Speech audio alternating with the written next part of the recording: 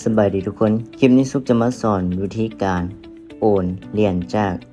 Wallet กระเป๋ามาหา Real Account ก็คือบัญชีจริง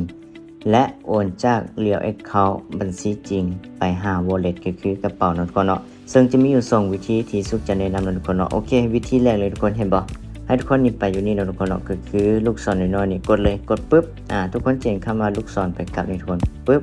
เห็นบ่ถ้าเราทุกคนจะโอนเงินจากกระเป๋าก็คือ wallet นี่นะทุกคนเนาะมาอยู่ที่บัญชีจริงเพื่อมาเทรดให้ทุกคนกดอยู่ที่สูงสุดนี่เลยทุกคนกดอยู่สูงสุดปุ๊บเห็นบ่ทุกคนจะเห็นเงินมาเข้านี่เนาะหลังจากนั้นเฮากดคำว่าโอนย้ายปึ๊บเห็นบ่เฮาก็จะเห็นเงินเข้ามาอยู่ใน real account ก็คือบัญชีจริงนะทุกคนเนาะ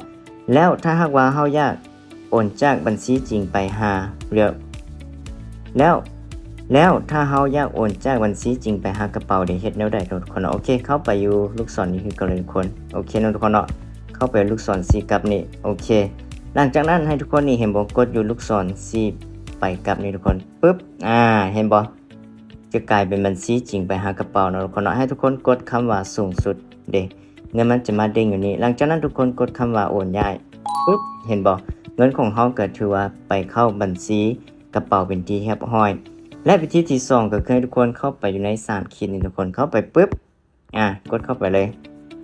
ไปอยู่ที่กระเป๋าเนาะทุกคนเนาะกระเป๋าปึ๊บทุกคนเห็นคำว่าโอนย้ายนี่ให้ทุกคนกดคำว่าโอนย้ายเลยคือเก่าถ้าทุกคนจะโอนจาก